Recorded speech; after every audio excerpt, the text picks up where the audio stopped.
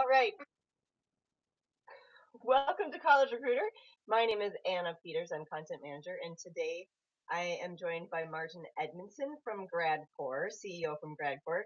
And Gradcore is UK based, and they dedicate themselves to helping employers understand college graduates and helping college graduates understand potential employers. So thank you for joining us today, Martin.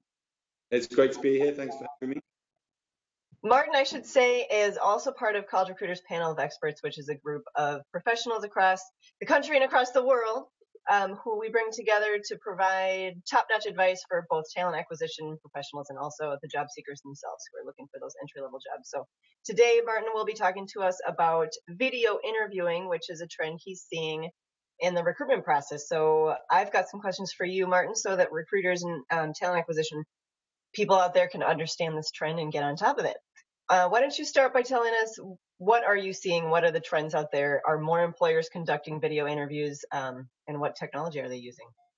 Okay, so we're seeing a big growth, especially in the UK, Europe, and in other parts of the world as well, around use of video interviews, asynchronous video interviews in particular, particularly at that second stage of recruitment. So generally replacing telephone interviews. So they're not the final stage, they're not the first stage, they're that sort of point in between where you're reducing your volume on a big bit of graduate recruitment, college recruitment, and you're trying to get a really good picture of a candidate at that stage. So that's the key usage. They're up to about 45% of the big graduate recruiters in the UK are now using them, and that's growing. That grew from about 30% last year. So you can see the sort of trend heading up, and telephone interviewing is kind of going in the opposite direction. At the same time. Mm-hmm. So when would it be appropriate to use a video interview, and what are the pros and cons to consider? Is there ever a reason not to use a video interview?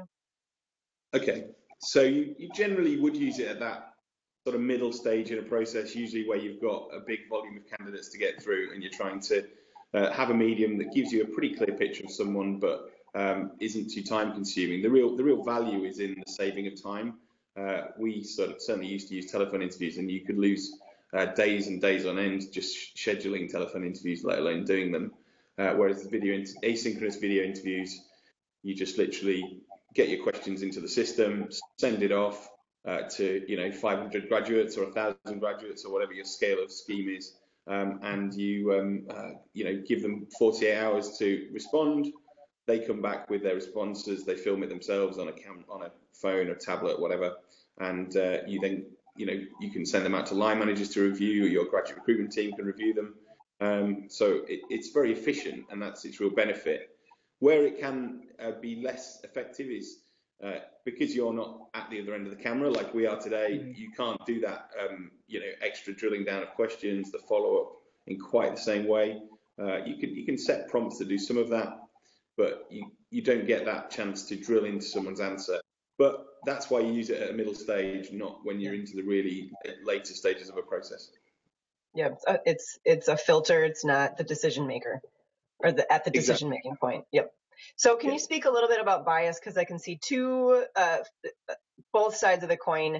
A video interview that is so standard, that doesn't allow you to really drill down and maybe wing it a little bit, can reduce bias in that sense, because everybody gets the same questions, same format, exactly the same treatment. So that could reduce bias, but at the same time, because it's a video, are you introducing new bias because you can now see the candidate's face?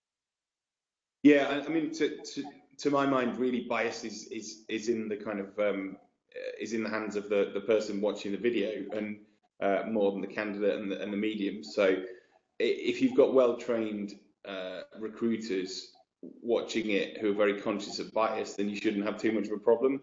If you're distributing it to perhaps a wider group of line managers who aren't as well trained on bias, then you may have some more issues. But again, that's really down to individual organizations to be on top of bias more generally in their interviewing process, whether it's in video interviews, real interviews, or any other form, to be honest. And that's not really if you like, the fault of the medium. I guess the benefit of a video interview system, certainly over a telephone one, is that they are recorded by their very nature. So if you had a concern, or if a candidate raised a concern about an interview, you've got it on your system. You can just go back, send someone else in to rewatch it and get a different view on that candidate to see if that person was reviewed fairly or not.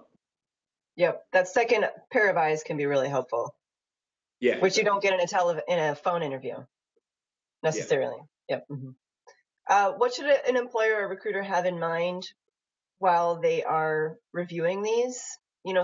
Especially if they're replacing a phone interview, what lens should they be wearing as they review them? Well, when you're reviewing them, it's really just about having a good quality, competency or attribute framework or strengths framework, depending on what your model you use in your organization. So you've got really clear criteria. And again, that's just, reviewing them in a sort of fair, objective way.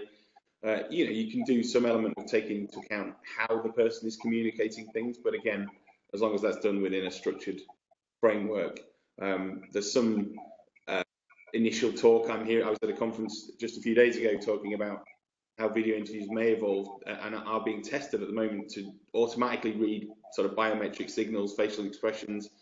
But that's, for me at the moment, that's sort of getting into some slightly dangerous territory until we've really researched and understood that a bit better. And I think like a lie detector. Well, exactly. And that's some pretty dangerous ground that I think needs a bit more exploration before we're using that in the mainstream. Are there common mistakes that you think people should avoid? Using technology, the video interviewing technology, or just in general? Yeah, I mean, I think with the video interviewing technology, I guess it has those benefits around, if you've got a multinational graduate scheme or, recruitment program, it's really useful at that stage. It gives you that ability to do that in multiple countries all at the same time, very straightforwardly. But I guess the sort of mistakes to avoid are, writing bad questions. So when you set your questions up, make sure they're really good questions that will get you what you need. Good questions, yeah. Anything else you think recruiters should know? If they haven't started using video interviewing yet, what would you like them to consider? I think they need to have a look around there's lots of different suppliers out there. So I'd certainly, get a few of them in for a demo and start to get an understanding of it.